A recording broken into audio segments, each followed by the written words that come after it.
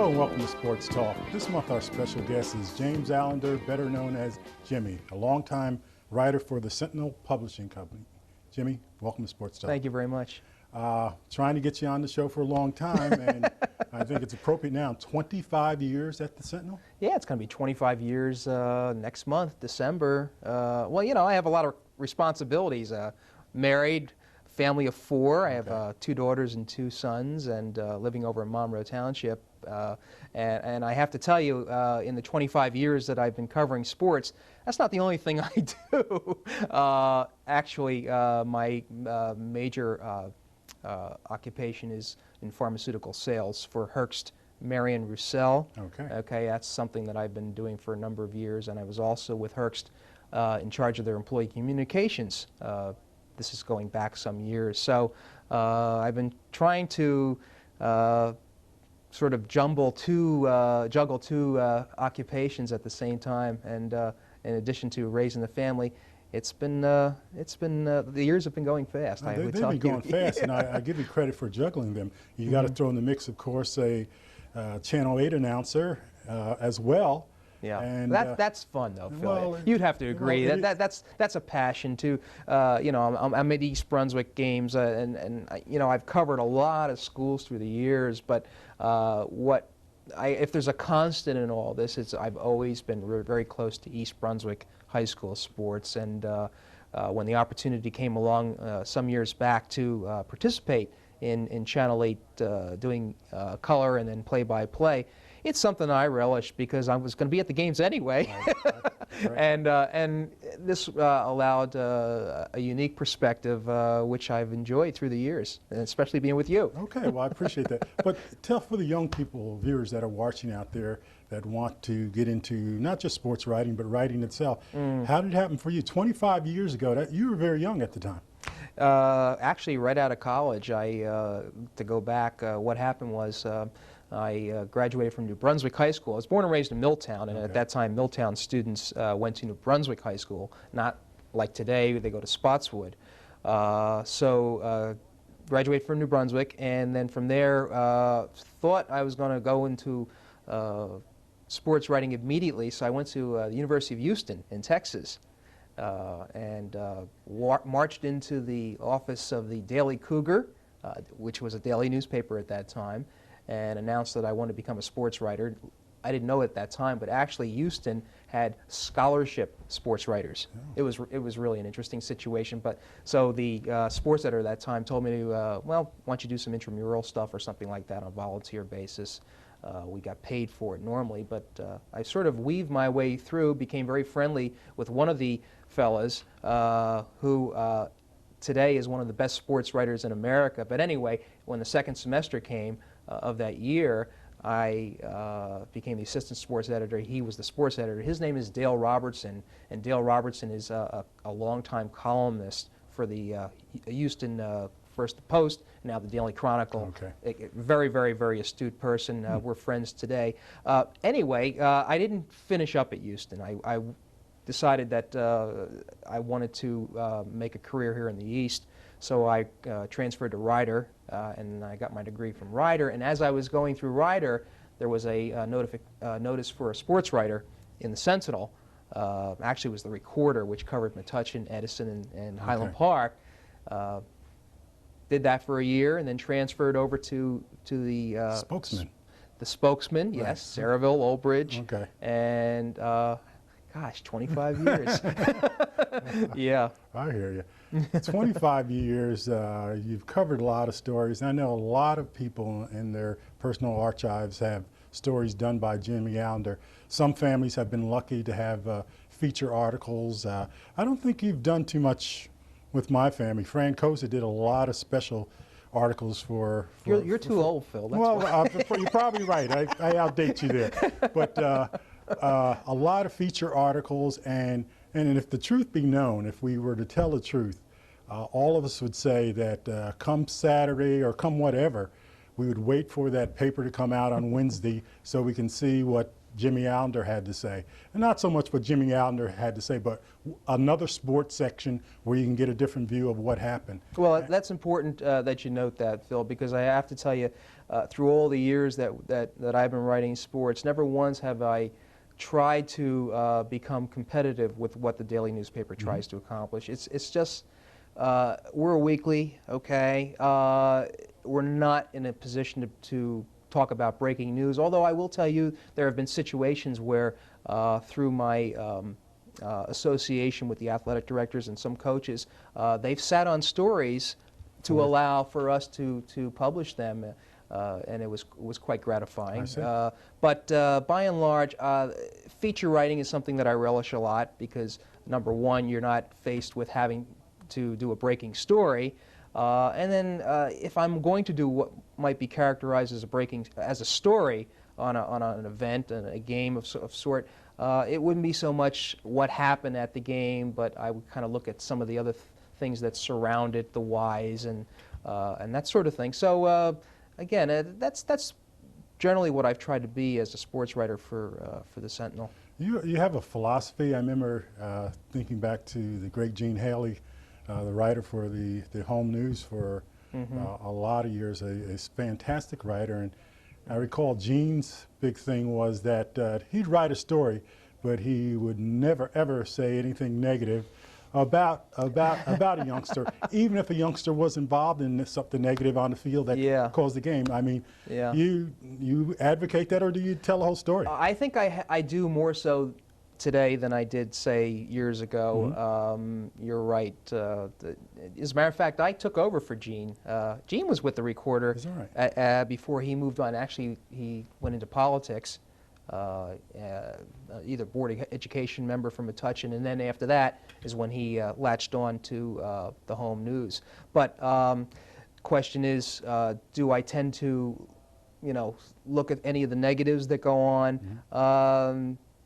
Probably not. I too take the philosophy, and you got to watch this. It's a fine line between being truthful in journalism, which is what we're really charged with, not hiding something, yet at the same time not looking to expose the negatives. And I remember one time, this is going years back, when Marcus Borden, the football coach for East Brunswick, was just starting out. I think it was 84 or 85, and one of the football players, the quarterback, I can't remember. Rodenbaum. Yes, Rodenbaum. Okay, and he didn't have a great game, and I think I said something to the effect that he was in the pocket, dancing as if he had like twinkle toes or something along those lines, and that could be construed as looking at something in a negative fashion rather than saying he was scrambling in the pocket. And, but boy, I got some phone calls from the coach on that one, and he said, that's not the way you handle it. And I was somewhat protective of what I was doing, but he was right. And yet there have been situations where there have been some serious stories that I've had to cover, and you can't keep that away from the public. I see. Jim, you covered the whole Sentinel area, which covers Milltown, Spotswood, Searleville, South River, a number of places and whatnot. And first of all, you forced me to do the show without preparing. Okay. You said the only way you do it if we just sat here and winged it. That's the way to do it. Extemporaneously. So, but I do have some things in mind. Out of those years, the years that you've covered the sports, you've seen some fantastic athletes, fantastic programs, fantastic moments and whatnot. And I certainly want to get your view on first of all, I guess we would go to athletes. If I could ask you top 5 in your opinion. I know that's putting you on the spot. We're talking 25 years here, Phil. It gives you a lot of room. Yeah, I understand what you're saying. And that, at the risk of slighting somebody, I'd have to first start off with some of the best athletes that ever came out from South River, your town, okay? Drew Pearson, all-pro receiver. Even back then, as a high school quarterback, you could see he was something special. Kenny Jackson, another one. Your younger brother, Troy Troy Hill. Well, let's let people know. I'm not forcing you into this South River. I know bit, you're not, okay? It'll come back but to I us. think you got to be stupider than stupid Okay. to not put them up in, in that class of Okay. athlete. All And right. especially, I think the fact that they went on to professional careers. Mm-hmm. Okay. East Brunswick's Brian Forte. I've mentioned all guys so far. And the women athletes are fantastic. Mm-hmm. You talk about Lucosa's soccer teams, and I asked just the other day Lucosa to name me because there's a gal on the team this year. Her name is Allie Friedman. She's a phenomenal soccer player, defensive player. And I said to Lou, I said, how would you rank her compared to some of the other ones on your team? And he pulls out his list and he says Chris Manuel, Chris Black, and I'm saying, oh yeah, I remember these gals. Rabbies. The Rabbi. So to name the top 5, it'd be very difficult. Oh gosh, Brian Forte. Yeah. What can you say about him? He was for a high school athlete. He was sensational. Steve Hughes. Yes. Right. Yes. Derek Rowe, Mark Harmon. And let's go to the Cerebral High School. I'm saying Mike Bouchard and Steve Scolatani. So, is it fair to say that you have to become a professional athlete to be one of the best high school athletes I'd ever seen? I don't know. I know I can. For some reason, football seems to be the sport that I tend to have the most memories about. So, can I get out of that one? Well, you did a partial job, so we'll let you slide. We may come back to that a little bit since I'm interested in your perspective. But there have been great teams.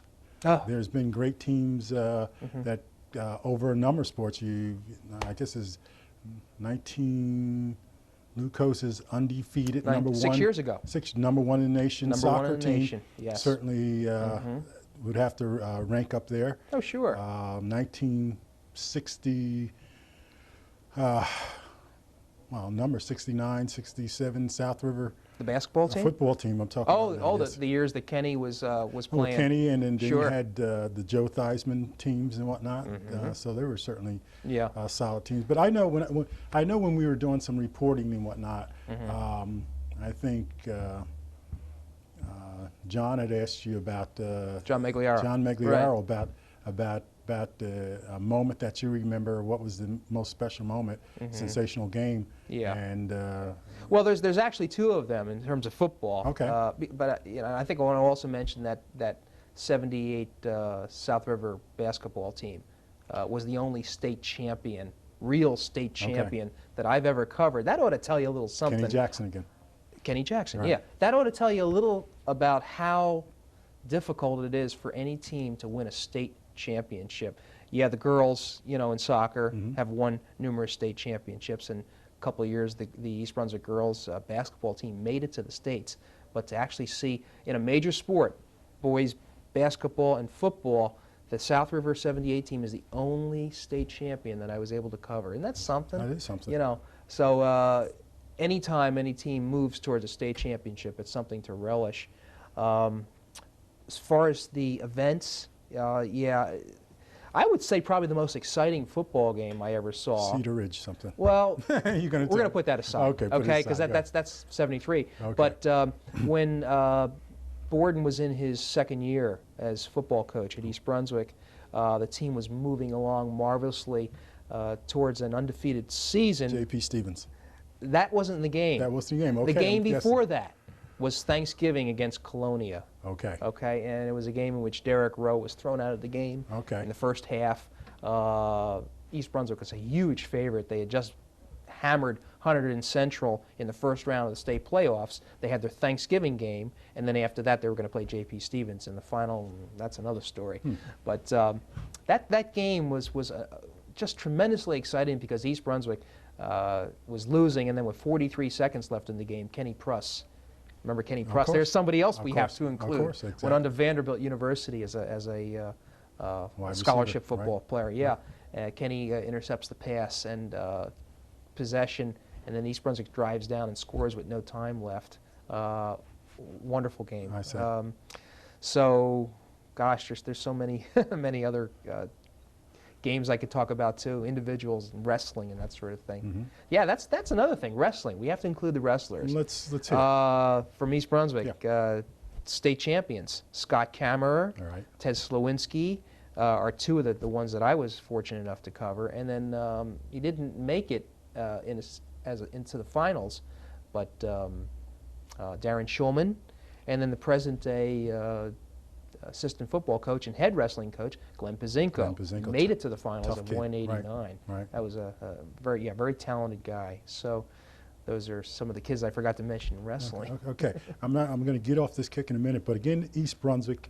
I still want to focus on the athletes for East Brunswick and give me strictly for East Brunswick. If you give me a quick five.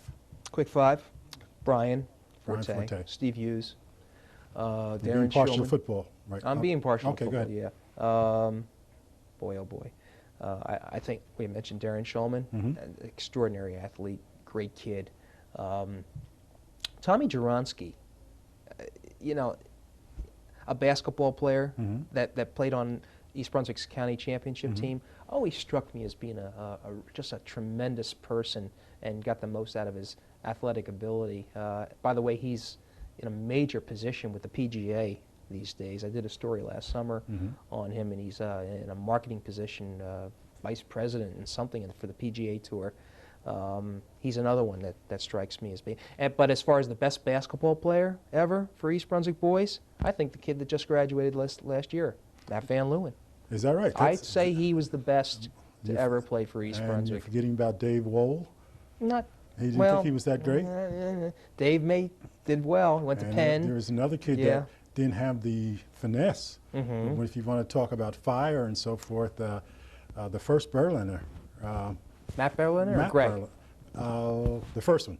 Yeah, it's probably Greg. Okay, that played for Frank Knoppenberger. Yes. Ferocious competitor and Right. whatnot.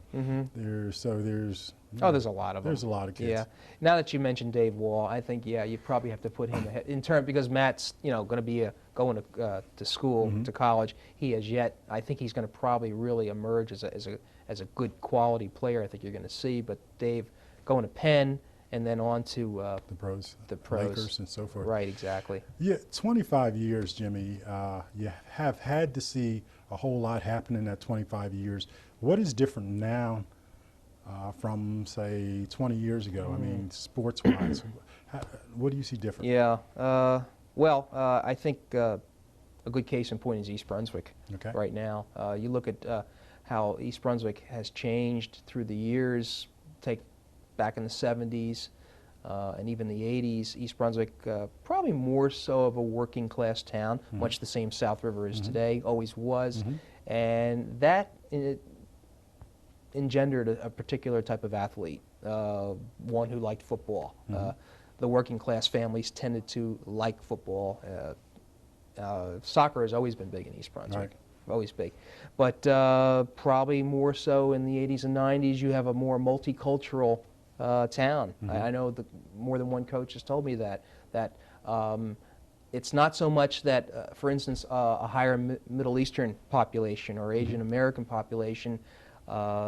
These are families that don't traditionally look at football as a sport. Not that they can't play the sport. I think the question they ask is if who in walking the halls of East Brunswick High School is not playing the game of football. Yes, sir. And I imagine there are a lot of them out there. Yes, sir. Okay, soccer continues to be a sport that because of its international boundaries has done very, very well. So I have seen those changes. Sports are always going to be very, very important, I think, to the high school athletes. There's a lot of cycles that occur. Some communities have some problems. Township that I live in right now, Monroe Township, we had to cancel the football program because of numbers, and I'm not quite sure what the reason is for that. I think the population is still in a transitional stage. You have a bulge in the middle schools, but in the high school right now, you don't have the numbers. So I think that's a temporary thing. But interesting though, if you take a town like South River, how it's consistently, still pump 'em out. you know. Yeah. Saraville is a very interesting situation. You go back a number of years, and Saraville never would have a good football team or good sports. And they're very talented Now they're on top of the Yeah. county, and their other sports are doing as well. So you mentioned culture, economics. Does that have an effect? Yeah, I think so. Economics have to play a large part, simply because a lot of the kids, the families, you know, they don't have, well, the kids need jobs, okay? And so rather than go after school, you know, practice and that sort of thing, they elect to not and take a job, so they don't play sports. So that has had an impact. The athlete themselves, Jim, I take notice of little things. I take notice of when I get an opportunity to see the athlete in a different setting, and it happens every now and then.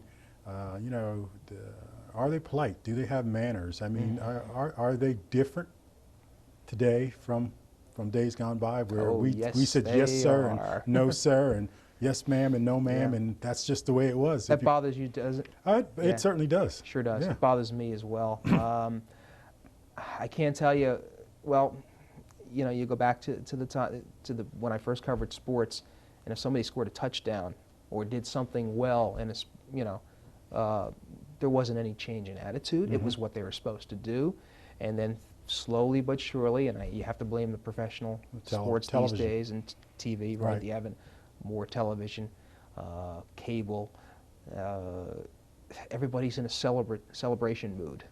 You got to wonder. And you know, I'm a Dallas Cowboy fan, but and I'm in pain from the loss to Philadelphia recently. But to see a talent such as an Emmitt Smith, every time he scores a touchdown, go in the end zone and rip his helmet off and show his face for the cameras, or Michael Irvin even celebrating before he gets the touchdown. I think some of this does have an effect on the younger athletes, that they tend to think this is the thing to do, and I think we've lost something by that. You take a look. I'm sure your son would copy. I don't think so. No. They don't? No, I don't think he would. No, I don't approve. And he doesn't, well, and I don't think he would hot dog it. Well, maybe like that's what the answer is. Right. We need parents who just are going to bring the children back to the way it should be, as far as how it was done, as far as sports. But you mentioned, you know, the politeness and being attentive to authority.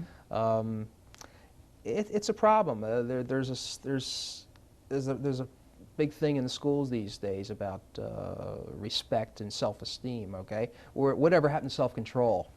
You know what I mean? I think the kids really need to take care of themselves, have a self-esteem, but yet at the same time, they need to control themselves about what they do, exactly. on the field. And like I say, I don't know where this is all going to go.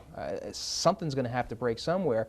Isn't it interesting? I mean, you talk about just, I know we're venturing into politics, but it was interesting. They did an exit poll on President Clinton, who was elected, and 62% or something like that said he was dishonest, yet they still voted for him. Apparently dishonesty or those types of values are somewhat acceptable today, and I'm wondering if some of that has to do with the way our children are being raised and what you see in sports, how you see that demonstrated in sports. I think the electric media, again, I go back to that television does a lot of a lot of damage. Absolutely. We don't have much time, Jim, but female sports for young ladies, the girls and whatnot, has just blown wide open and whatnot. And you remember the days when if you were female, you had to play field hockey or something. That was just about it. And now, everything. Gosh, yeah. It's. I will have to tell you, I have had to change my mind. 20 years ago, I used to be of the persuasion that a girl athlete, I'll use that term, could nowhere approach the quality of what a boy could do. And that's not the case these days. Anachronistic thinking, yes. You betcha. And it had to be shown to me. Okay. Yeah. And right now, I mean, I think the bottom line for me is that I get as much pleasure and I get excited at covering a girls' sport.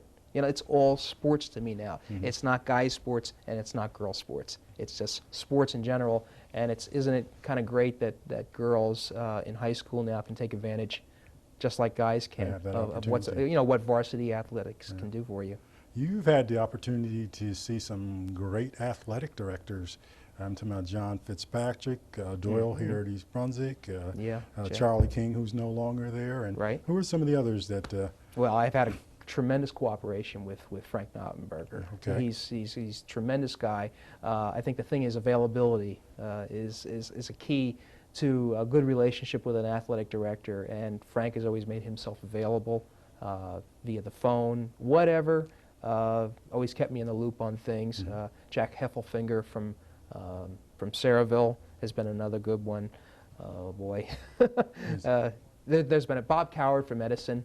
You know, they're all part of the fraternity of athletic directors in Middlesex County, and tremendous guys. I see. Where would you like to see this whole area of sports go, Jim? Well, I just would like to see sports being able to continue to offer what they have in the past, and that's providing a certain outlet for in the educational process. I'd like to continue to be able to just make it fun for the kids, that they're not taken so serious, not everything is a scholarship situation, and that it just become a good outlet for the kids. Okay, and speaking of kids, you mentioned you have 4? I have 4, yes. Mercy. One playing field hockey from Monroe High School, and I also have a son who's playing Pop Warner football. So you're really starting. He's really my pride. Be careful how you say it. Yes, I know. They're all very important to me. I hear you. But it's fun to watch them play sports. It really is. I see. Yeah. Well, you're going to, in 25 years you've been in the business, if you're in another 25 years, perhaps you're going to cover your son. That will be something. I have to decide for next year whether I'll do the games, because my son is going to play now, and that whole area. Are you going to take it all the way? No, but I got to say, when if he does something good, you got to be careful. If he does something bad, you got to point it out. I'll keep you calm down. But you'll keep me calm there? Yeah, absolutely. I do want to say to you, Jim, seriously, you were here when I came on Channel 8 to be involved in doing the sports, and it is a lot of fun for me. But you've always been a gentleman, and it's always been a pleasure working with you. And what's it been, 10 years for us, has it? Yeah, I think even longer, maybe. Maybe even longer. And I look forward to another possibly 10 or more years working with you. You're a great guy. Thank you very much. And I think same with you, fella. Well, thanks a lot. Mutual admiration. But I think I speak for everyone when we say for the past 25 years for Central Jersey, and certainly for this area here, we all look forward to reading the column of Jimmy Allinder. And keep up the good work. Thank you very much. Okay, so for Sports Talk, I'm Phil Hill, speaking for Jimmy Allinder, saying join us next time.